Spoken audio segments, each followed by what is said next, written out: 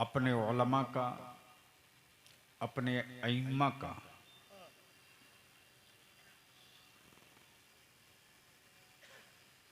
और दूर व नज़दीक, करीब व पास और ज़िला के हर हिस्से से तशरीफ़ लाए मुल्क, मिल्लत, मजहब के तई संजीदा और जिम्मेदार अफराद का इस वक्त बलियावी के पास अल्फाज नहीं है कि मैं अपने उलमा का किन लफ्ज़ों में शुक्रिया अदा करूं। हाँ, इतना आज उलमाए समस्तीपुर ने ये साबित कर दिया है कि असलाफ की छोड़ी हुई विरासत, असलाफ की छोड़ी हुई विरासत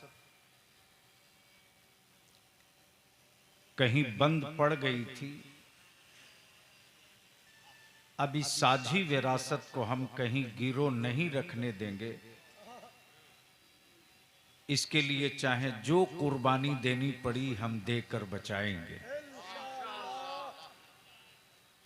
सच ये है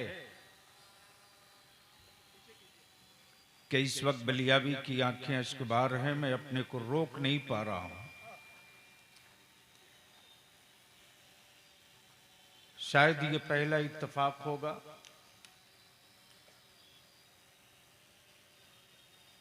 कि हमारे उलमा अपने मुद्दे लेकर अवाम की अदालत में आए हों। इस एजेंडे में आलिमों के बेटों के रोटी का मसला नहीं है। इस एजेंडे में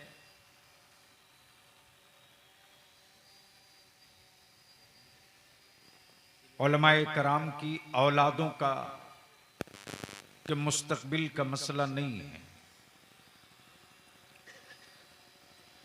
बल्कि इस वक्त जो एजेंडा लेकर हमारे उलमा इकट्ठा हुए हैं, अदारे शरिया की तहरीक बेदारी के झंडे तले, वह मसला हमारे पूरे मुल्क का है।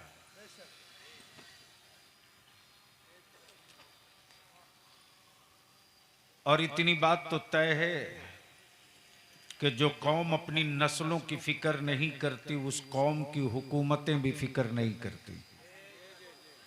ए भाई साहब प्लीज, अब आप बैठ जाइए। नहीं, अब आप बैठ जाइए,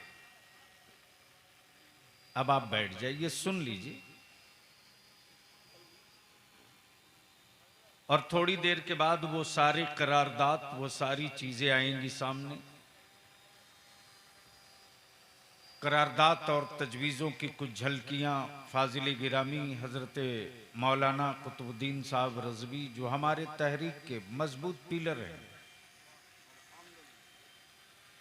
हम अपने एक एक आलिम का शुक्रिया अदा करें।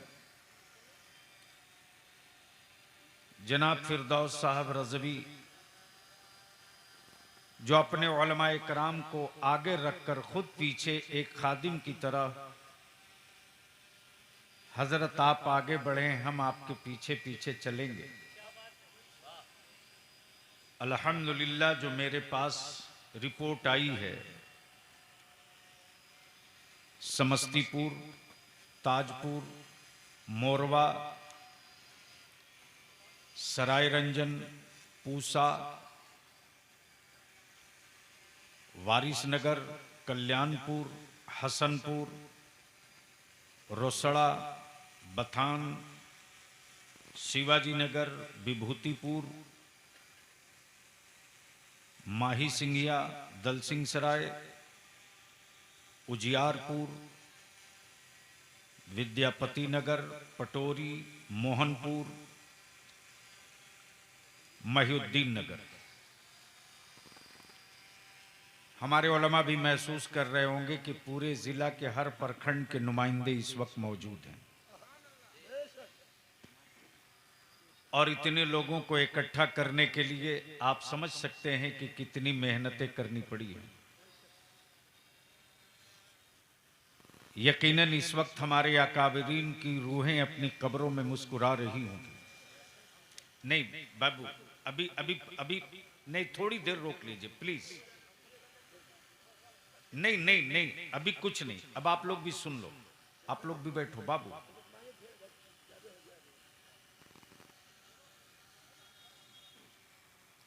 चूंकि असल वक्त यही है, इस वक्त हमारे बुजुर्गों की रूहें कब्रों में मुस्कुराकर अपने रूहानी औलादों को देख रही होंगी। आप दौर याद करें और अपने जहनों से, अपनी फिक्र से मायूसी की दीवार को गिरा दें। वो कौन सा काम है जो ईमान वाला नहीं कर सकता है? इसलिए कि कुरान ने कामयाबियों की जमानत ईमान वालों को दिया है। जब हम मुठिया का चावल मांगकर, ज़कात के सिक्के मांगकर अपने गरीबों को पढ़ा सकते हैं, तो सिर्फ अपने मुआशरे के थोड़े से खुराफात को दफन कर दें तो हमें हुकूमतों से अपनी औलादों के मुस्तकबिल की खैरात नहीं मांगनी पड़ेगी।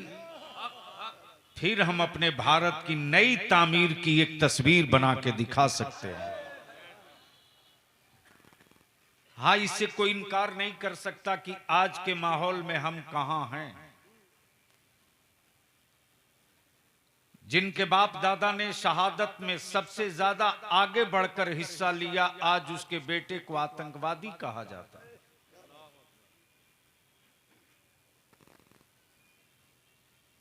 कल मैं रास्ते में था, अचानक मुझको फोन आया कर्नाटका से कि फिर एक ज़ईफुल उम्र की मॉब लिंचिंग हो गई।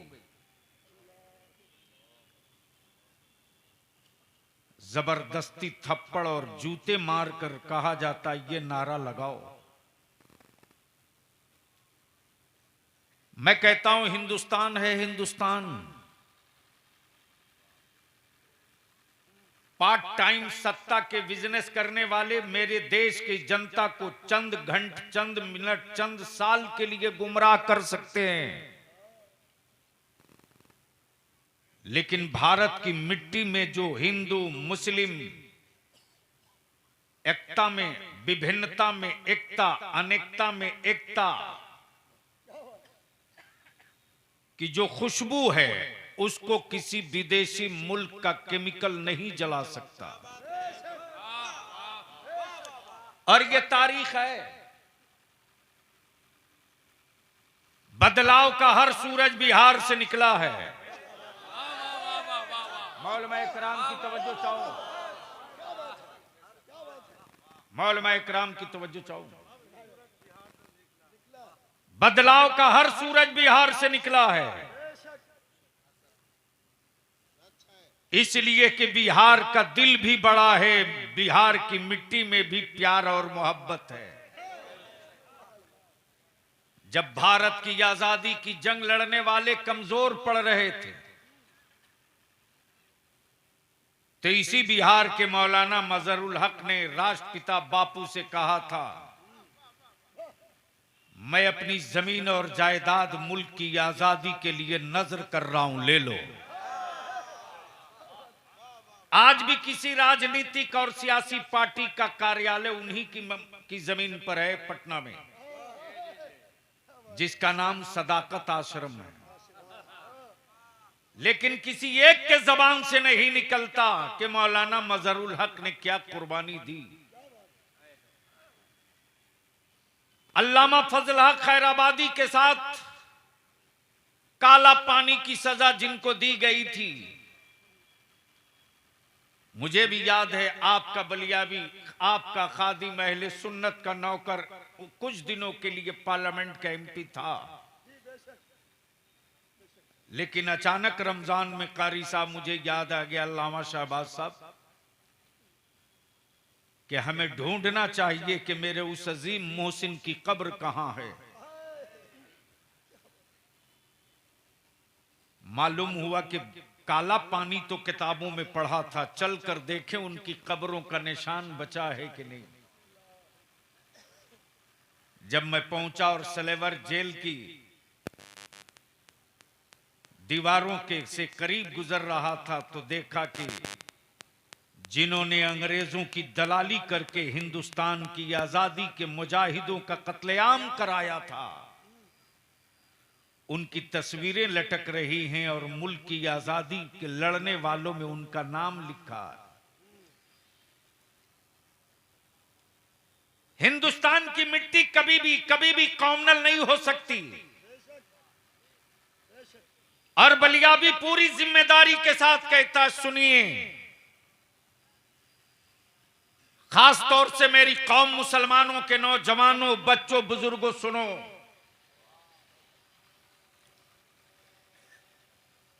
तुम अपने हाथ को अगर गंदा करोगे तो तुम्हारे खानदान का हाथ दागदार नहीं, इस्लाम का हाथ दागदार होगा। ईमान वालों, तुम्हारी पहचान जिससे है वो हम नहीं हैं। ईमान वालों, तुम्हारी जिससे पहचान है वो तुम्हारा खानदान नहीं है। ईमान वालों की पहचान तो गुंबदे खजरा से है। ईमान वालों की पहचान तो नबी के रहमत से है। इसलिए मेरे अजीज, तहरीके बेदारी में ना जाने हमारे बच्चे रात दिन, सर्दी गर्मी जाड़ा, मेरे उलमा जलसे तकरीर निकाह सब छोड़ दिए कि हमें अपनी नस्लों के मुस्तकबिल का कोई फैसला लेना है। मेरे अजीज, इस वक्त पूरे मुल्क में आग लगाने की कोशिश हो रही है। हम अपने मोहल्ले, अपने इलाके, अपने जिला और अपने समाज से कभी भी किसी भी कीमत पर आपसी भाईचारा और मोहब्बत की दीवार को कहीं से दरकने नहीं देंगे। इसलिए कि भारत की तारीख यही रही है कि जब जब वतन अजीज पर किसी विदेशी ने नजर गाड़ने की कोशिश की तो टैंक तोड़ने के लिए सरहदों पर अब्दुल हमीद हमारे ही घर से निकला है। इससे कोई इनकार नहीं कर सकता। लेकिन हमारे ही मुल्क में उस पैगंबर की इज्जत पे पत्थर मारना एक पेशा बन गया है। जिस नबी ये रहमत ने बेवामों को इज्जत दी, जिस रसूल रहमत ने भूखों का हक दिलाया, जिस नबी ये रहमत ने पूरी दुनिया इंसानियत को इंसान बनाया, उस नबी ये पाक की इज्जत पर पत्थर लोग मारते और हुकूमत के पाले हुए गुंडे उनकी मदद करते।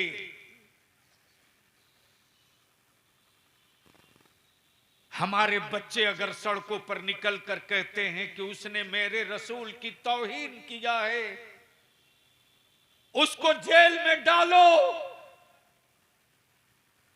हमारे बच्चों के सीने पर AK-47 उतार दी जाती। हमारे बच्चों की लाशें सड़कों पर तड़पती रही। अब तो ट्रेनों में टोपी दाढ़ी रखकर चलना भी जुर्म होते जा रहा। मैं तो इंसान कहलाने वाले अमन पसंद हिंदुस्तानियों के ज़मीर की आवाज सुनने खड़ा हूं। इसी मध्य प्रदेश में एक आदिवासी के बेटे के मुंह पर कोई बदतमीज मुल्क का दुश्मन पेशाब कर दे तो पूरे भारत खड़ा हो जाता है। लेकिन रोज मेरे बच्चों की मॉब लिंचिंग होती, कोई एक आदमी खड़ा नहीं होता। आखिर कब तक? आखिर क्यों? क्या इस मुल्क की आजादी में ए बेटे पानी वाले प्लीज, नहीं नहीं नहीं नहीं नहीं, ए बेटे ए नहीं,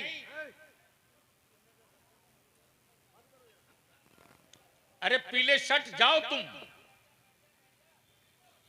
आज हम जलसा करने नहीं निकले हैं। आने वाले दिनों में पानी का भी पानी उतार देंगे, लेकिन नबी की इज्जत के लिए कहीं भी चले जाएंगे। इसलिए कि पानी का और नबी के आशिक का पुराना रिश्ता है। करबला ने पानी दिखाना चाहा था कि मैं पानी हूं, मेरे बगैर तुम नहीं जी सकते। तो सैयदा फातिमा के बेटे ने पानी का पानी उतार के बता दिया, अगर मैं ना तुझको होठ तक लगाऊं तो कयामत तक तुझे कोई पूछ नहीं सकता। इसलिए लड़ाई यहां है। कोई एक पार्टी, एक संगठन, एक तंजीम नहीं खड़ा होती। हाँ हाँ, ट्रेनों में मेरे बच्चों की टोपी दाढ़ी देखकर वर्दी के साथ पीटा गया, चुन चुन के मारा गया।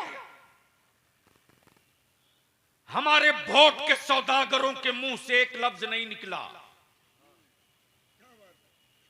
हमारे वोट के बल पे सत्ता बनाने वाले एक लफ्ज ना बोल सके। क्यों? क्या हम भारत में कोई जंगली घास हैं जो निकल गए हैं? क्या हम लावारिस पौधे हैं जो चाहे काट ले? क्या इस मुल्क की आजादी में मेरे बाप दादा की कोई कुर्बानी नहीं? तो मैं अर्ज करूंगा कि मैं ताजमहल की गूंगी ईंट नहीं दिखाऊंगा, मैं लाल किला की गूंगी ईंट और पत्थर नहीं दिखाऊंगा। लेकिन जब भारत की अजमत से पाकिस्तान खेलना चाहा तो एक मुसलमान का बेटा एपीजे अब्दुल कलाम ऐसा भारत को मिसाइल देकर खड़ा हो गया कि आज भी पाकिस्तान रात को सोता है तो किसी और के बारे में नहीं सोचता, भारत का बेटा एपीजे अब्दुल कलाम के बारे में सोचता। क्या इस सच्चाई से कोई इनकार कर सकता है? क्या इस सच्चाई को कोई झुठला सकता है? लेकिन आज मेरे मदरसों को आतंकवादी का अड्डा कहा जाता है। क्यों? क्यों? इसलिए कि हम अपने नबी की अजमत बताते हैं, हम इस्लाम की अहमियत समझाते हैं, हम अपने मुल्क और अपने मुल्क से वफादारी बताते हैं। मेरे अजीज, अदारे शरिया की ये तहरीक जलसा नहीं है। और आज तो ताजपुर में हम जलसा करने नहीं आए हैं, हम अपनी नस्लों के मुस्तकबिल की तामीर का नक्शा बनाने आए हैं। और यहीं से आगाज हो चुका है। अल्हम्दुलिल्लाह ये छठा सफर है आज ताजपुर में। कल यही मंजर, यही जलवा पुपरी में दिखेगा, 5 तारीख को मधुबनी में, फिर 7 तारीख को सीतामढ़ी में, फिर 17 तारीख को झारखंड के रामगढ़ में, 18 तारीख को लोहरदगा में, 19 तारीख को चतरा में, 20 तारीख को पलामू में, फिर 21 तारीख को बिहार के औरंगाबाद में, फिर जनवरी की लिस्टिंग हो जाएगी। हम अपने उलमाए कराम से सिर्फ विनती करके हाथ जोड़ के सिर्फ एक चीज की खैरात मांगेंगे, सिर्फ एक चीज की। अब घड़ी देखकर काम करने का वक्त खत्म हो चुका है। अब घड़ी देखकर काम करने का वक्त खत्म हो चुका है। अब जरूरत देखकर काम करने का वक्त शुरू हो चुका है। तवज्जो चाहूंगा अहले स्टेज की। मैं अपने आलिमों से पूछता हूं, मेरे बच्चों ने हमको कहां तनहा छोड़ा है? हमारी कौम के इन जवानों ने कहां अकेले अपने आलिमों को छोड़ा साहब? किस मिनिस्टर, किस एमपी, किस प्रधानमंत्री और किस चीफ मिनिस्टर के लिए जनता और उसकी आवाम हाथ धोने के लिए बगलदान लेकर खड़ी हो? मेरा आलिम अगर बिस्तर से पैर नीचे रखता है ना,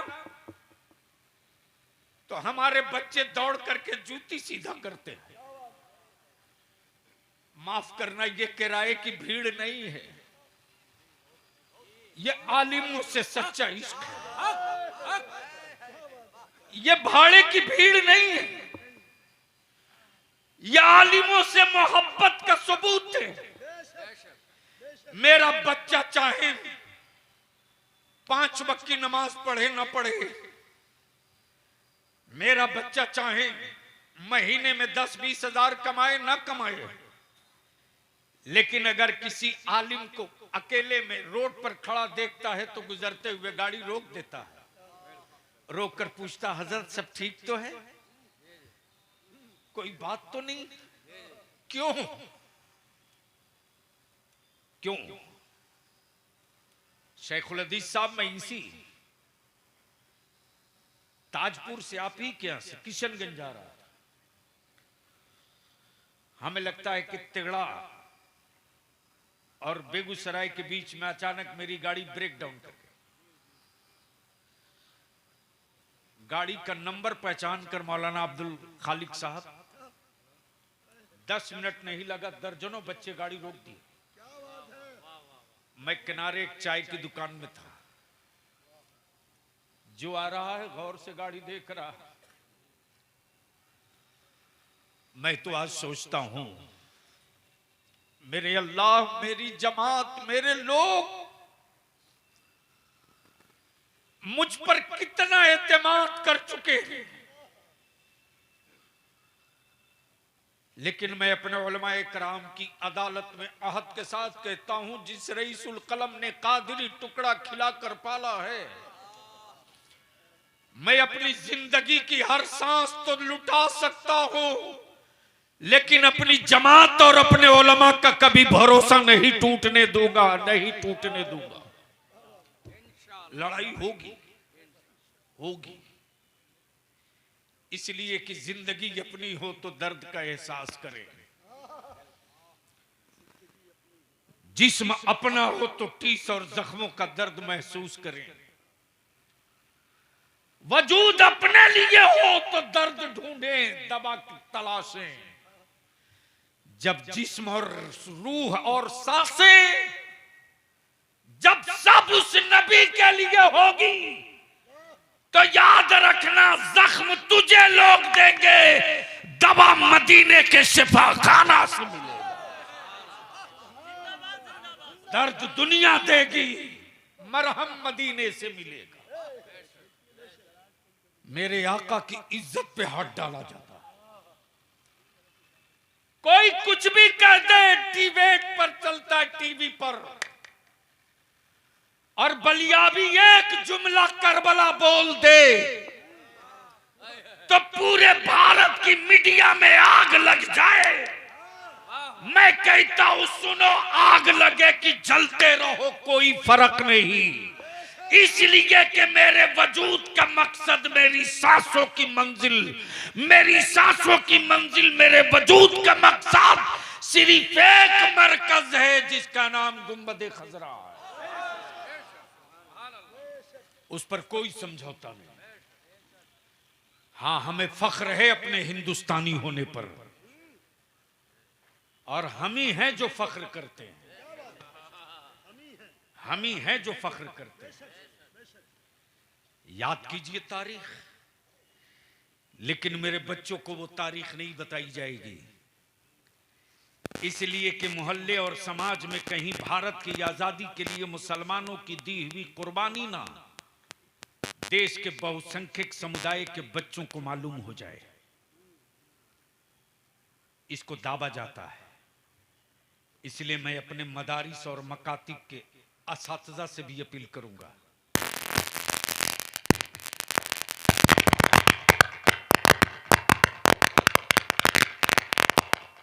प्लीज बाबू वहां से हटो।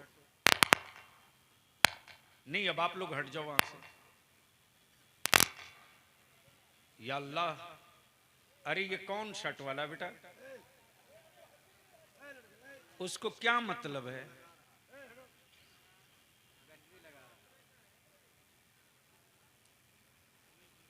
चलो ठीक है, दरूद शरीफ पढ़ लीजिए, बुलंद आवाज से दरूद शरीफ पढ़ लीजिए। मैं समझता हूं कि एक बार सारे लोग एक नारा बुलंद कर दें और मदीने के मसीहा को आवाज दे लें, लब्बैक या रसूल अल्लाह। हाथ सबका उठना चाहिए, आवाज पूरी ताकत से निकलनी चाहिए। लब्बैक या रसूल अल्लाह, लब्बैक या हबीब अल्लाह, लब्बैक या रसूल अल्लाह। नीचे करें। हमें फख्र है, अपने हिंदुस्तानी होने पर फख्र करूंगा अंतिम सांस तक, इसलिए कि हिंदुस्तान से हमारा वो रिश्ता है जो किसी और का शायद ना हो। लेकिन यहां रुककर अपने उलमा और इम्मा से इल्तिजा करूंगा, हर गांव में मस्जिदों में मकतब चल रहा है, हर इलाके में मदरसे हैं। हम अपने बच्चों को हाफिज जरूर बना रहे हैं, बनाएं। हम अपनी औलादों को आलिम बनाने का जज्बा रखते हैं, बनाएं। लेकिन इसी के साथ ये भी अपनी औलादों को सबक दें कि आपके गांव, आपकी आबादी, आपके मोहल्ले में किसी भी धर्म, किसी भी मजहब, किसी भी बिरादरी की बेटी हो, किसी भी मजहब, किसी भी धर्म, किसी भी बिरादरी की बेटी हो, उसकी इज्जत और उसकी अजमत के लिए जान सटा देना,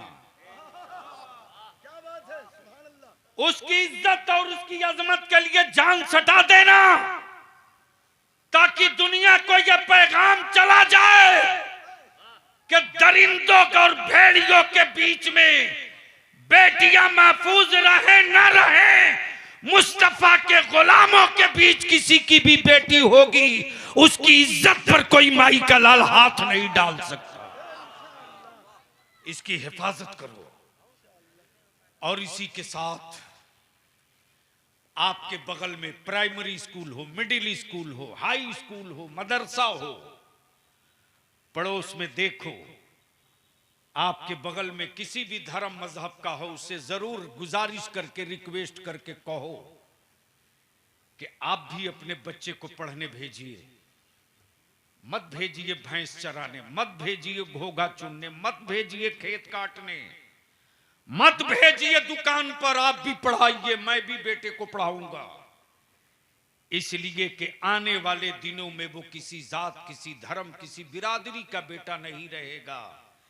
जब सरहदों पर कोई आंख दिखाएगा भारत के, तो वो हिंदुस्तान का बेटा बनकर खड़ा हो जाएगा।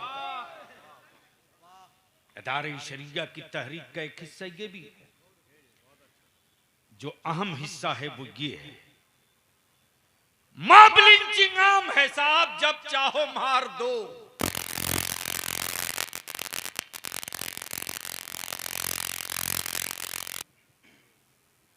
और यही करारदाद, यही तजवीज, हमारे प्रोफेसर साहब आए हैं कि नहीं पटोरी से, माशाल्लाह। हमारे अशरफ इमाम साहब, प्रोफेसर साहब इदारे शरिया के शूरा के रुकन भी हैं और इन्होंने लड़ा भी है। उर्दू मुसलमानों की जबान नहीं बल्कि भारत की आजादी की जबान है। तवज्जो चाहूं, सुनेंगे 2 मिनट? अरे सुनेंगे 2 मिनट तो सारा मजमा बोल दो, लब्बैक या रसूल अल्लाह। ओए आवाज बुलंद करो, लब्बैक या रसूल अल्लाह। एक मर्तबा ऊपर से लेकर नीचे तक किसी की तकरार हो जाए, लब्बैक लब्बैक लब्बैक लब्बैक, जोर से, अरे आवाज बुलंद करो। लब्बैक या रसूल अल्लाह, लब्बैक या रसूल अल्लाह। इस नारे को अपनी औलादों की घुट्टी में पिला के रखना। मैं तजवीज पेश करूंगा। उर्दू को लोगों ने मुसलमानों की जबान बना दिया और उर्दू का शेर सुनाकर वोट मांगने वाले उर्दू के कातिलों का गट्टा पकड़ना चाहे जो हो। तवज्जो चाहूं स्टेज के अपने उलमा से, आप डरिए नहीं। अब वो दिन लद गए जब मेरे आलिमों को कोई आंख दिखा के हड़का देता था। जब ये निकल चुका है कारवां तहरीक का, तो हम ऐसे नहीं है जो कच्ची गोली खेले हैं छोड़ देंगे, बल्कि ये प्रखंड वाइज जो टीम इकट्ठा हो रही है, बल्कि अब तो आने वाले दिनों में एक महापंचायत बनेगी। महापंचायत, और इसका नामाकरण पीर तरीकत खलीफे हुजूर मुफ्ती आजम हजरत अल्लामा मुफ्ती शमसुद्दीन साहब ने हजारीबाग में जैसे ही तजवीज पेश किया, मुफ्ती गुलाम हुसैन सकाफी साहब ने लिस्ट दी। मौलाना कुतुबुद्दीन मेरा भाई, मेरा बाजू, इन्होंने कहा बस ये लिस्ट आ गई है। मैंने कहा तो फिर आज जब मटेरियल आ गया है, जब सब जमा है, तो इमारत की बुनियाद पड़ जाए। जैसे ही महापंचायत की बात की, ऐसा लगे जैसे किसी ने नहीं, बल्कि मेरे मुफ्ती आजम की तरफ से उनको हुक्म हो रहा कि बोल दो ना, इसका नाम ये रख दे। तुरंत कुर्सी से खड़े हो गए, बोले बलियाबी महापंचायत का नाम रख दो, हक महापंचायत। इसलिए मैं अपने उलमा से विनती करके कहूंगा, लड़ाई लंबी है, दो कानून तो बनाना पड़ेगा, चाहे मुस्कुरा के बनाओ या रो के बनाओ।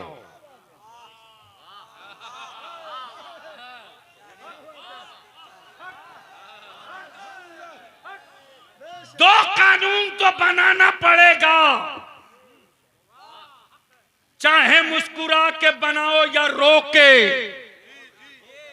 वरना हुकूमत कहीं की वो सुन ले। अब तक राजनीतिक वर्करों का आंदोलन देखा है, मुस्तफा के वारिस का आंदोलन नहीं देखा है।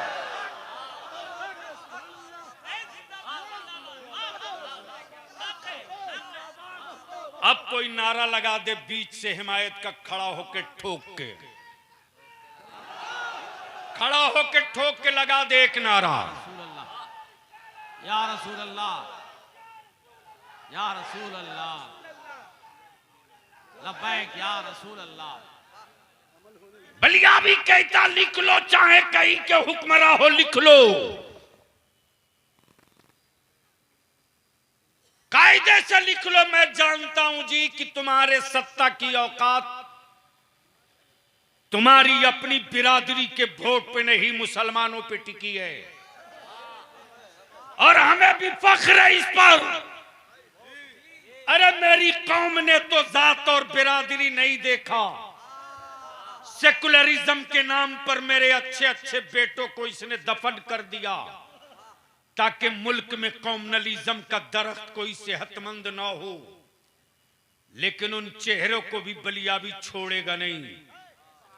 हाँ, इतना जरूर कहूंगा कि हमारी मस्जिदें जमीन किसी की हड़पी हुई जमीन पर नहीं बनी है, हमारे मदरसे हुकूमत के पैसों से नहीं बने हैं, और हमारे अइम्मा की तनख्वाह कोई सरकारी खजाने से नहीं मिलता है। इसलिए जमीन मेरी, तामीर मेरी, ईंट मेरी, पत्थर मेरे, गिट्टी मेरी, और उस पर अगर कोई सत्ता का दलाल बुलडोजर लेकर आएगा तो उन बुलडोजरों का पल्ला ईंटों से बाद में पड़ेगा, आलिमों की छाती से पहले पड़ेगा। इसलिए लोग ये न समझे कि बलियाबी साहब किसी सियासी मनफियत या मकसद के लिए मैदान में। सुनिए सुनिए, कहां गए वो जुब्बा फाड़ लोग? जब 3 तलाक पर मामला फंसा था तो कौन आया मैदान में? हां, अदालत में बैठे कुछ लोग जिन्होंने मुस्लिम पर्सनल लॉ पढ़ा नहीं। हमें फख्र है कि मेरी जमात में एक ऐसा भी आलिम है जिसका नाम हजरत अल्लामा मुफ्ती अली रजा मिसबाई, जो मेरे काजी शरीयत है। जब इन्होंने कलम उठाया और बात की तो इन्होंने कहा, बलियावी साहब घबराने के नहीं, पूरी ताकत से फौज खड़ी है पीठ पर। इसलिए ठीक कहा, किसी ने की जरूरत पड़ेगी तो पटना क्या दिल्ली भी चलेंगे। और बलियावी ने तो एक बार नहीं, ये नेको बार कहा है कि मुसलमान के बच्चों को फौज में जगह तो दो मेरे भाई। लेकिन मालूम है मेरे अजीज, उर्दू में शेर सुनाया जाता है मोहल्ले में हमारे, लेकिन पार्लियामेंट में, लोकसभा में, विधानसभा में, विधान परिषद में उर्दू में शेर सुनाते। लेकिन उर्दू को कत्ल करने के लिए पानी पी पी करके तलवार पे धार भी वही चढ़ाते हैं। उर्दू भारत की आजादी की जबान है। यह उर्दू जबान थी जिसमें अल्लामा फजल हक खैराबादी ने अंग्रेजों के खिलाफ जिहाद का फतवा दिया था, वो उर्दू में था। लेकिन आज उर्दू दम तोड़ रही। उर्दू असातिज़ा की बहाली की बात करो तो लोग मुझे बंदर छुछुंदर दिखाते। सत्ता में मेरे बेटों की हिस्सेदारी की बात हो तो मुझे लोग आंखें लाल करके डराते। जबकि सच यह है कि उनकी अपनी बिरादरी का वोट उनके साथ नहीं है और हमारी ही औलादों के वोट पर सत्ता में बने हम ही को आंख दिखाते। इसलिए हिसाब तो इदारे शरिया मांगेगा। हाँ, मैंने तो साफ कहा जी, सुनो और आप भी मत डरना। अपनी औलादों को बुज़दिल और कायर मत बनाना, डरना मत। जो कौमें जाहिल होती है वो कौमें डरती हैं। जो कौमें अनपढ़ होती है वो कौमें डरती हैं। जो समाज जाहिल होता है वो समाज डरता है। जो समाज भारत का संविधान पढ़ चुका है वो कभी डरेगा नहीं। इसलिए हम अपने असातिज़ा से भी गुजारिश करेंगे कि मदारिस में भारत के आईन, दस्तूरे हिंद, दस्तूरे असासी का वो हिस्सा पढ़ा दिया जाए, ताकि मदरसे का बदफारिग जब सर पे अमामा, टोपी, दाढ़ी के साथ निकले, कोई उंगली थामने की हिम्मत करे तो गट्टा तोड़ के बहस करे और कहे कि भारत का संविधान तू ही नहीं मैं भी जानता हूं। वक्त की आवाज है, माशाअल्लाह, वक्त की आवाज है। मेरे अजीज, अदारे शरिया ने पिछले साल जब महसूस किया, अल्हम्दुलिल्लाह, एक इल्तिजा और करूंगा, कारी मुतुर्रहमान साहब हैं, मौलाना अब्दुल मालिक साहब हैं, हजरत अल्लामा शहबाज साहब हैं, सारे सीनियर उलमा इकराम बैठे। हम अपने बुजुर्ग उलमा से कहेंगे कि वक्त है हमें अपने से कम उम्र को आगे बढ़ाने का। हम अपने अजीजों को, अपने से जूनियर को थोड़ा सा मौका देंगे ना, तो वो खानदान की बैसाखी बने न बने, लेकिन दीन और मजहब और मुल्क की बैसाखी नहीं पिलर बन जाएगा। इसलिए मैं आप तमामी उलमा से विनती करके कहूंगा कि एक हफ्ते का वक्त है, एक एक मस्जिद गिन लीजिए, एक एक इमाम गिन लीजिए, एक एक मकतब गिन लीजिए, आने वाले दिनों में इस तहरीक बेदारी से जो महापंचायत, हक महापंचायत बनेगी, कोशिश है कि रमजान से पहले उसकी पूरी शबीह ठीक कर दें, ताकि आने वाले दिनों में अगर 10 घर 20 घर का कोई टोला भी बचा हो और वहां का हमारे लोग गरीब हो, मजदूर हो, बच्चे को पढ़ा ना पाते हों, उस गांव में भी हम मकतब डाल करके बच्चों के पढ़ाने का इंतजाम इसी पंचायत के थ्रू कर सकें। इसी के साथ हम अपील करेंगे, हम गुजारिश करेंगे, ये करारदाद है, 2 कानून का मुतालबा है। नंबर 1 कि आज हमारे मुल्क में जो नफरत बोई जा रही है मजहब के नाम पर, अच्छा हुआ अब तो नारा लग गया ना, जिसकी जितनी संख्या भारी उसकी उतनी जोर से बोल दो, जिसकी जितनी संख्या भारी उसकी उतनी हिस्सेदारी। जोर से बोलो, हाथ उठा के डरते क्यों हो? उनकी उससे उतनी हिस्सेदारी। जिसकी जितनी संख्या भारी उसकी उतनी संख्या भारी, जिसकी जितनी संख्या भारी उसकी उतनी हिस्सेदारी। तो अब तो क्लियर हो गया बिहार में। क्या बात है। तो जब 18% है तो पुलिस में भी वही हिस्सेदारी चाहिए, वीडियो में भी वही चाहिए, सीओ में भी वही चाहिए, विधानसभा में भी वही चाहिए, लोकसभा में भी वही चाहिए, यूनिवर्सिटियों में भी वही चाहिए, कॉलेजेस में भी वही चाहिए। तो बोलो ये काम होना चाहिए कि नहीं होना चाहिए? बोलो ये काम होना चाहिए कि नहीं होना चाहिए?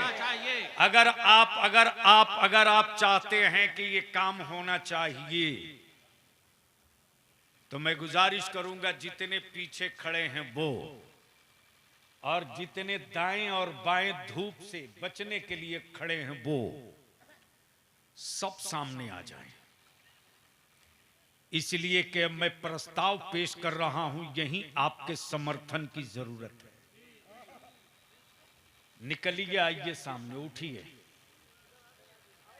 आप ही लोगों से कह रहा हूं, बाबू सामने आइए, मैं तजवीज पेश करूंगा, इसकी हिमायत और समर्थन की जरूरत पड़ेगी।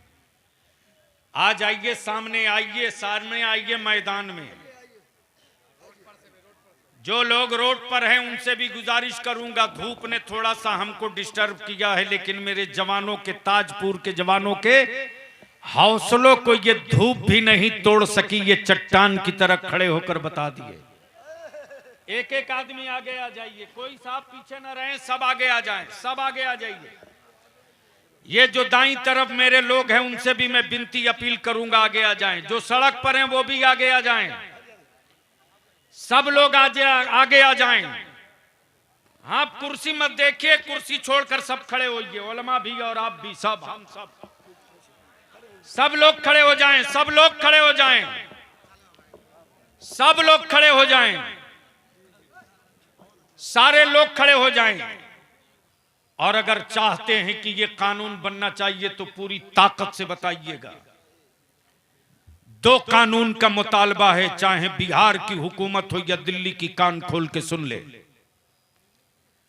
हम अपनी जान के दुश्मन से समझौता कर सकते हैं, मुस्तफा की तौहीन और इज्जत लूटने वाले से कभी समझौता नहीं कर सकते। हम अपने मुल्क के सलामती और मुल्क के बचाव और सुरक्षा के लिए एक नहीं अनेकों बेटों की कुर्बानी दे सकते हैं, लेकिन अपने भारत में किसी घुसपैठी को किराए का भी मकान नहीं लेने देंगे। तो अब मैं आपसे पूछूं, 2 कानून का मुतालबा है। एक कानून ये कि भारत में अमन, चैन, सद्भाव बाकी रहे। मेरे नबी, इंसानियत के नबी और पूरी दुनिया के लिए गूगल से पूछ लो, आदर्श पर्सनालिटी कोई वर्ल्ड में है तो उस जात का नाम है मुहम्मदुर रसूलुल्लाह। अदारे शरिया का मुतालबा है बिहार हुकूमत से और दिल्ली से, एक कानून बना दीजिए कि मेरे नबी के साथ साथ किसी भी धर्म का, किसी भी मजहब का वो व्यक्ति जो उसके मजहब के लिए, उसके धर्म के लिए हार्ट का रिश्ता रखता हो और उस व्यक्ति की अगर कोई तौहीन या अपमान करे, चाहे सोशल मीडिया पर, अखबार में, चौक पर, चौराहे पर, तो ऐसे व्यक्तियों पर देशद्रोह का मुकदमा होना चाहिए। बोलो ये कानून बनना चाहिए कि नहीं बनना चाहिए? जोर से बोलो, बनना चाहिए कि नहीं बनना चाहिए? दूसरा, मॉब लिंचिंग बढ़ते जा रही है, कुछ बचा नहीं है। झारखंड में 9 साल में 64 मॉब लिंचिंग, मध्य प्रदेश में गाड़ी में बंद करके जला दिया, छत्तीसगढ़ में घेर के जयपुर में सड़क पे कील कर दिया,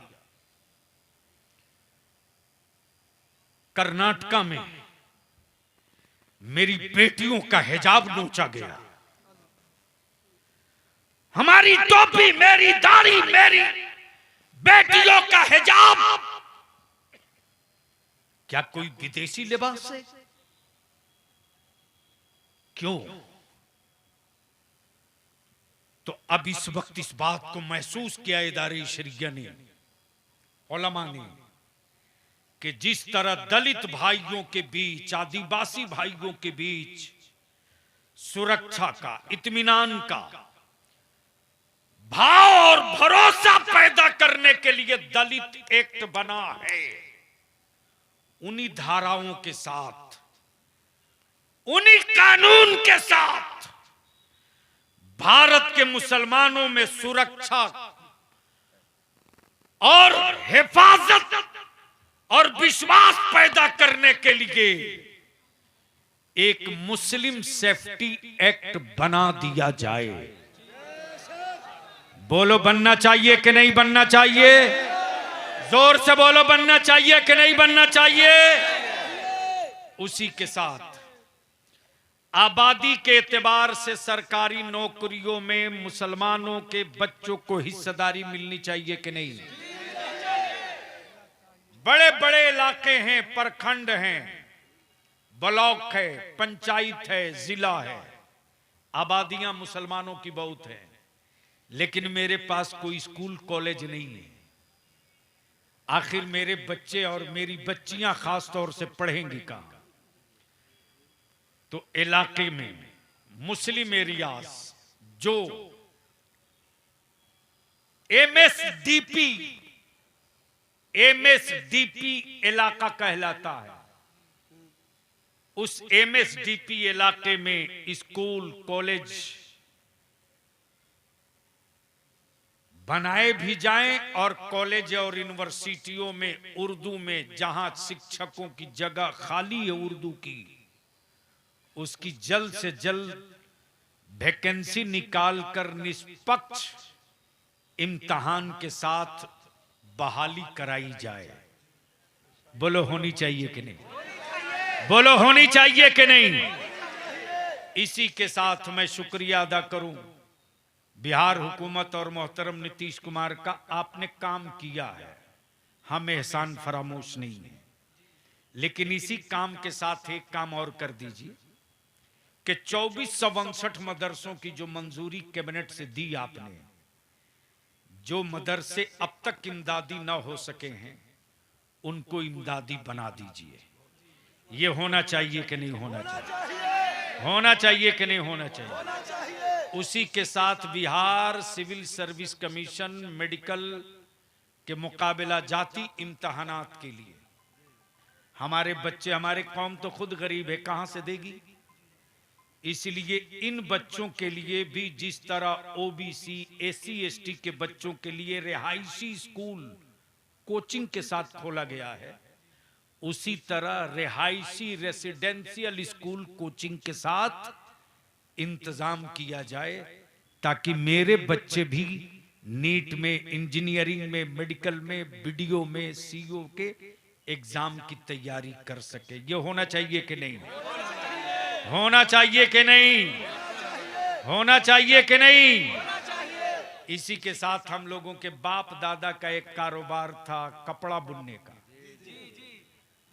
हैंडलूम था कि नहीं था? अब किसी गांव में दिखता है? क्यों? क्या इसको पाकिस्तान लेके भाग गया कि चाइना लेके भाग गया? इसको जानबूझ के बंद कराया गया ताकि मुसलमान का कोई बच्चा रोजगार न सीखे। इसलिए इदारे शरिया मुतालबा करता है कि हैंडलूम कारपोरेशन को फिर से खड़ा किया जाए और सब्सिडी दे करके इसको उद्योग का दर्जा दिया जाए, ताकि मेरे बच्चे भी दुनिया के कपड़ा के मंडी में अपने हुनर का मुजाहिरा करके रोटी कमा सके, मुल्क को बना सके। अब आखिरी बात अर्ज कर लूं, ये जहेज और बारात और नकदी रुकेगा कि नहीं? मैं पूछूं, रुकेगा कि नहीं रुकेगा? जोर से बोलो, रुकेगा कि नहीं रुकेगा? हजरत थोड़ी सी इधर देख नहीं पा रहा हूं, बाबू थोड़ी सी, हाँ मैं देख नहीं पा रहा हूं। एक मिनट, ये सारा कागज आपके पास है, मैं देख नहीं पा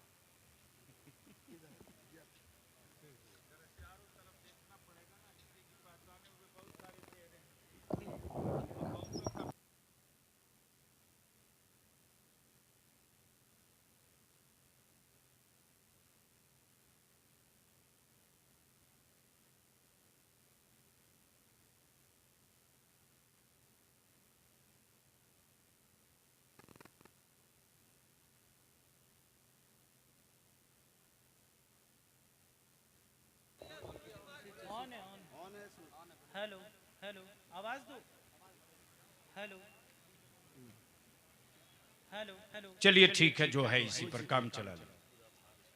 तो अब एक बात हमको बताइए, ये जहेज, ये मुतालबा, ये डिमांड खत्म होना चाहिए कि नहीं? जोर से बोले, होना चाहिए कि नहीं? हाथ उठा के नहीं नहीं, वो हाथ तो रोज उठाते हैं, आज मैं हाथ उठवाने थोड़ी आया। अब जो लोग खड़े हैं, इसमें कोई एक ऐसा बाप है जिसका बेटा कुंवारा है, वो हाथ उठावे। जिसका बेटा कुंवारा है वो हाथ उठावे। सुभान अल्लाह। आगे आइए, आगे आइए, आगे आइए। मोहम्मद अलाउद्दीन अंसारी साहब, अरे माशाल्लाह, आइए आइए आगे। ए बेटा, आप लोग पीछे चलो, आप लोग थोड़ा पीछे चलो। जिनके बेटे कुंवारे हैं, अगर वो चाहते हैं, अच्छा बाकी लोग बैठ जाए, स्टेज पर उलमा इकराम भी बैठ जाए, असली काम अब है। तशरीफ रखे उलमा इकराम से, बस 2 मिनट और, कोई भागेगा नहीं। अगर भागे तो समझ लेना ये बेटा बेचने वाला भाग रहा है। अल्लामा शहबाज साहब, इरफान दिलकश बाबू तशरीफ रखे, मुजफ्फरपुर से तशरीफ लाए, माशाल्लाह। बैठ जा बाबू, बैठ जा, बैठ जा आप सही। मौलाना नौशाद, कुछ कहने दिया जाए, इसमें लिखा हुआ है, इसमें लिखा हुआ है। अरे सबसे ज्यादा तो हम लड़े, मेरी पीठ पर खड़ा कहां रहे तुम लोग? मैं तो जिनके लिए जान देता हूं वही 4 खंजर मारता है। बैठो, है लिखा, बता रहा हूं। बस 1 मिनट प्लीज। ए भैया हजरत, बस 1 मिनट, 1 मिनट, 1 मिनट, 1 मिनट। आपसे ज्यादा सीरियस इशू है। आपका एक इशू है यहां नस्लों का मसला। ईमान से बोलो, मुसलमान जमीन बेच करके दावत खा रहा है कि नहीं खा रहा? अरे जोर से बोल, खा रहा कि नहीं? तो ये जमीन बेच बेच कर, दावत खिलाकर अपने बेटों को कहां बर्बाद कर रहे हो? याद है? होश में हो? एक एनआरसी का छुछुंदर मिला, पूरा मुल्क पागल। और सबसे ज्यादा हमारे मौलाना ही लोग परेशान थे। और मैं कह रहा था कि उसके ट्रिप में मत आइए। जो खुद ही विदेशी है वो हमसे सर्टिफिकेट मांग रहा, यानी किरायादार मकान मालिक से कह रहा कागज दिखाओ। खोल देगा बलियाबी मुंह तो 1965 में जो रिटर्न फाइल हुआ है, लैंड रिटर्न फाइल, खोल दूंगा तो कहीं भागने का तो दूर, छुपने को जगह नहीं मिलेगी, लेकिन छोड़ूंगा नहीं। मैं भी देख रहा हूं कि गुरु तुम डाल डाल चलो हो तो हम पात पात चले हैं। तुम्हारे जब पत्ते सब खुल जाएंगे तब मैं अपनी मोमबत्ती जलाऊंगा। आखिरी बात पूछूं, ये जहेज खत्म होना चाहिए कि नहीं? जोर से बोलो, होना चाहिए कि नहीं? क्या आप लोग इस तहरीक का हिस्सा बनेंगे? कितने लोग इस तहरीक का हिस्सा बनेंगे? जरा हाथ उठावे, उठाए रखे, उठाए रखे। हजरत अभी बवाल चल रहा है यूपी में, आपके इदारे शरीया की तहरीक बेदारी का असर उत्तर प्रदेश में। आलिमों ने ऐलान कर दिया निकाह नहीं पढ़ाएंगे तो टीवी के डब्बा में कुछ मैडम और कुछ साहब लोगों के छाती में दर्द हो रहा और कह रहा ये तो तुगलकी फरमान है। मैं कहता हूं कल तक तालिबानी कहते थे, अब तुगलकी पर आ गए। तो बोलो ये खत्म होना चाहिए कि नहीं होना चाहिए? कौन करेगा? अब यहां धीरे बोल रहे हो, कौन करेगा? ये बात तो आप कई सालों से कह रहे हो। ये जहेज और मुतालबा और तिलक का डिमांड खत्म कौन करेगा? तो ये मेरे पास 20 प्रखंड के जिम्मेदारान के नाम नंबर लिस्ट हैं। हम अपने गुजारिश करेंगे अइम्मा से कि 3 दिन के अंदर अंदर अपनी मस्जिद के सदर, सिगरेटी, मुतवल्ली, खजांची का मोबाइल नंबर भी लिख करके तहरीक बेदारी वालों को दे दीजिए, ताकि आपके मस्जिद के सदर, सिगरेटी, मुतवल्ली से बलियाबी भी सलाम कर ले। हमारे उलमा तैयार हैं, सिर्फ आप तैयार हो जाओ। सिर्फ एक काम कर दीजिए कि जितनी मस्जिद के सदर, सिगरेटी, मुतवल्ली आए हैं, आज कौन सा दिन है? आज इतवार, कल पीर, मंगल, बुध, जुमेरात, जुमा। कै दिन है जुमा में? अरे कै दिन है? 5 दिन। इस 5 दिन के अंदर आज से जाने के बाद मीटिंग कर लीजिए और मस्जिद के मुतवल्ली और सिगरेटी साहब जुमा के दिन 2 मिनट के लिए माइक पर आप खुद आइए और माइक पर आकर जुमा के दिन मुतवल्ली और सिगरेटी साहब आप खुद ऐलान कीजिए कि गांव वालों, पंचायत वालों, कान खोलकर सुन लो, इदारे शरिया की तहरीक बेदारी से फैसला हो गया है कि जिस बारात में अगर तुम अपनी बेटी की बारात डीजे, बाजा, गाजा, ढोल, तमाशा, पटाखा के साथ बुलाओगे और नकदी और डिमांड दे करके दामाद खरीद के लाओगे, तो मेरी मस्जिद का इमाम वो निकाह नहीं पढ़ाएगा।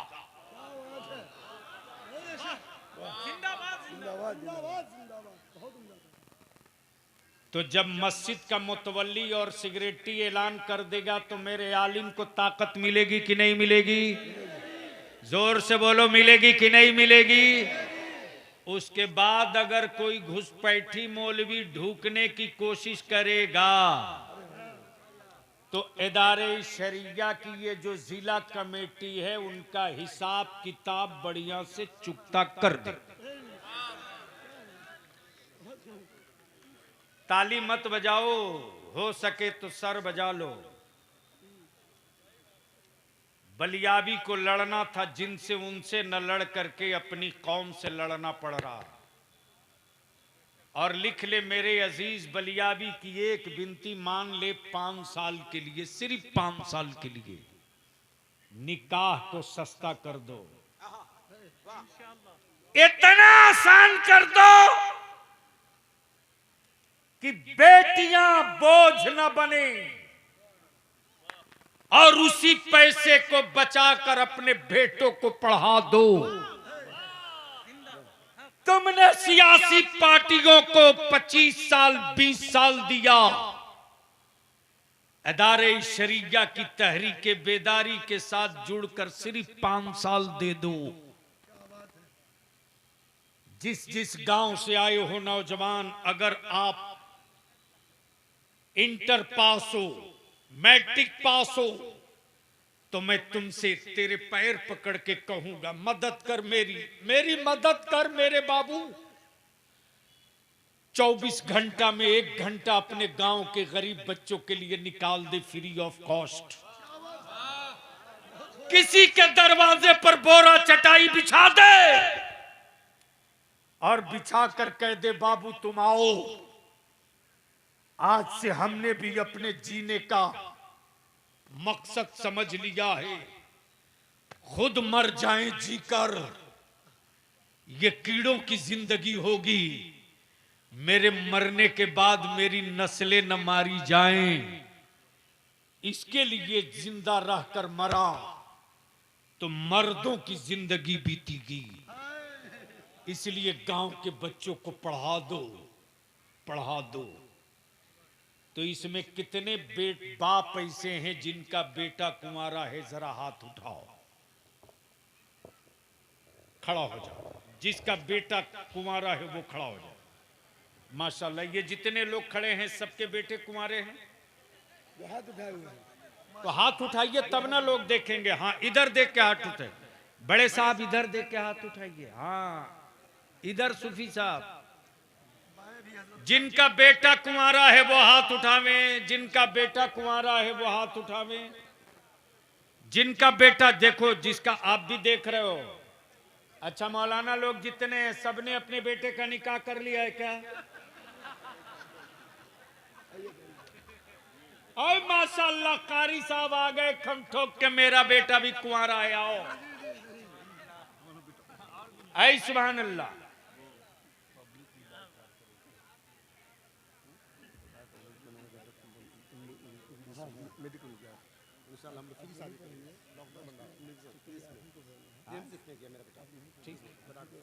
ये जनाब है, इनका बेटा नीट का एग्जाम क्वालिफाई किया, शमीमुल कादरी साहब, देख लीजिए। प्रोफेसर साहब,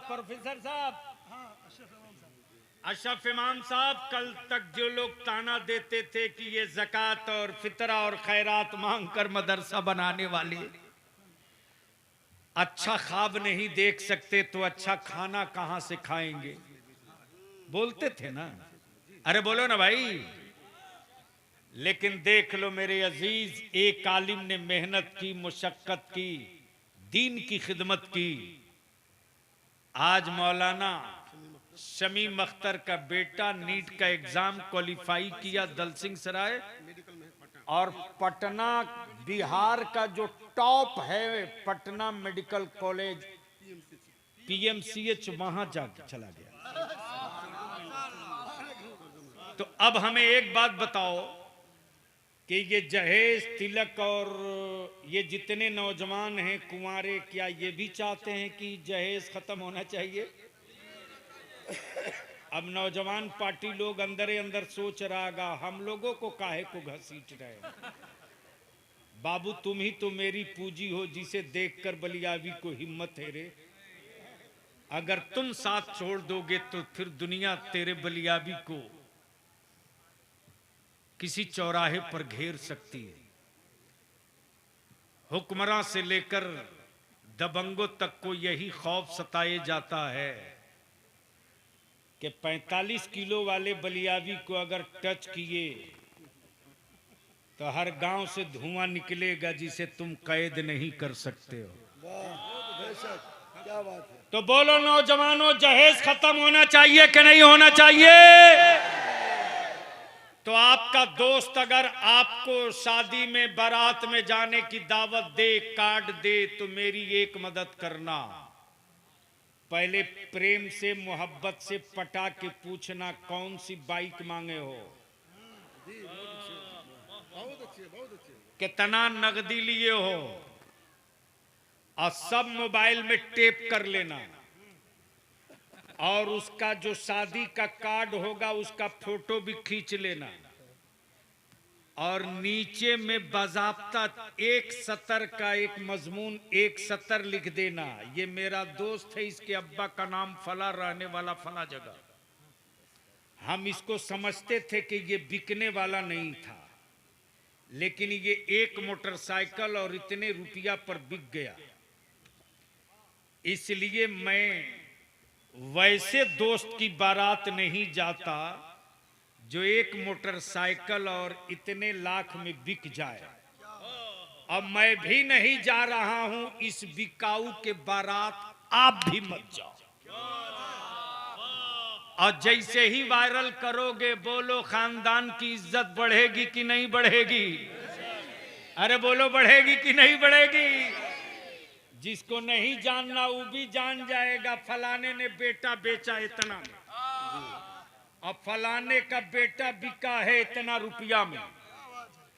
और जब बारात नहीं जाओगे तो क्या होगा?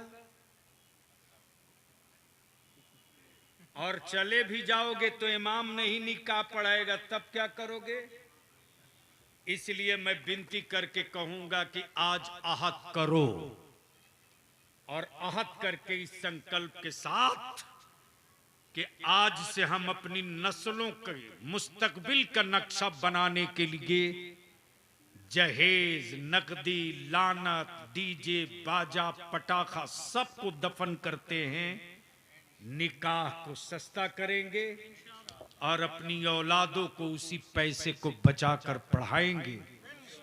इस करारदाद में एक उर्दू बंगला टीटी का भी मसला था, और सबसे बेसी बलियावी लड़ा है, सुन लो, लड़े बलियावी। अरे ये तनहा तेरा बलियावी है जो अपने सत्ता और अपनी सरकार के आंख में आंख नहीं उंगली डाल के बात करता, चाहे 3 तलाक हो या कोई भी इशू हो। और दूसरी बात, मैं भू अर्जन पदाधिकारी महोदय और अनुमंडल पदाधिकारी महोदय से भी कहूंगा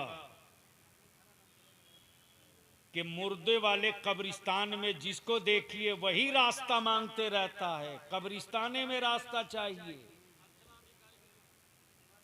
इसलिए कब्रिस्तानों की घेराबंदी में ये जो रुकावट डाली जा रही है, हुकूमत भी सुन ले और पदाधिकारी भी सुन ले। बलियाबी बोलता नहीं है, और अगर मुंह खोल दे तो इसे कोई चुप नहीं करा सकता है। पूरे बिहार का डाटा मैं 1 हफ्ते के अंदर इकट्ठा कराऊंगा। अभी मेरे पास स्टेज पर भी एक पटिशन आया है और 1 दर्जन से बेसी रात आ चुका है। मैं गुजारिश करूंगा जनाब फिरदौस साहब, ये गैर आलिम है, मौलाना इजहार साहब, वालदा बीमार बिस्तर पे छोड़, मौलाना नौशाद, मौलाना गुलाम जिलानी, कारी मोती रहमान साहब, एक आलिम, मौलाना शहबाज साहब, ड्यूटी करके आने के बाद एक आलिम मेरा रात दिन आपके दरवाजे गया है। बोलो, अब आखिरी वक्त है, जहेज को दफन करोगे कि नहीं करोगे? जोर से बोलो, जहेज दफन करोगे कि नहीं करोगे? तो अब जो जहां है, और मेरी मां बहनों, डरो मत, डरो मत।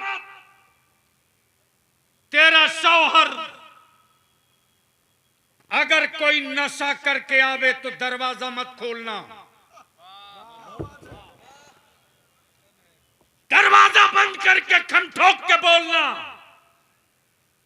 मैंने नमाजी से निकाह किया है, शराबी से निकाह नहीं किया है। मैं नमाजी के लिए खाना बनाऊंगी, शराबी के लिए नहीं। और अगर चाहती हो कि तेरा बेटा शादी के बाद तेरा माने ताबीज न मांगना पड़े, तो जो बच्चे गोद में हैं रोवे तो उन बच्चों को मोबाइल का गाना लगाकर सिरहाने मत रखना, उसे मत रखना। नाना हो तो ख्याल रखना, दादा हो तो ख्याल रखना, बाप हो तो ख्याल रखना। छोटे बच्चे जब रोवे तो मेरी माँ बहनों, रो रहा रोने दो, 2-4 मिनट और रोने दो, लेकिन दूध पिलाने से पहले जाकर वजू कर लो और अपनी औलाद को चादर में ढककर सीने से लगाकर दूध पिलाओ। बेटा दूध पीते रहे, तुम मुस्तफा पर दरूद पढ़ते रहो। अगर ये वजीफा तूने बेटे को दूध पिलाकर कर लिया तो याद रख, दुनिया के कुफ्र की औकात नहीं जो मेरे बच्चों के बदन पर बदअमालियों का कोई रंग चढ़ा। तो अब आखिरी बात बोलो, जहेज खत्म होना चाहिए कि नहीं? और जो नकदी डीजे बाजा पटाखा लेके जाए उसकी बारात का बाइकाट होना चाहिए कि नहीं? खड़े हो जाओ, सलातु सलाम।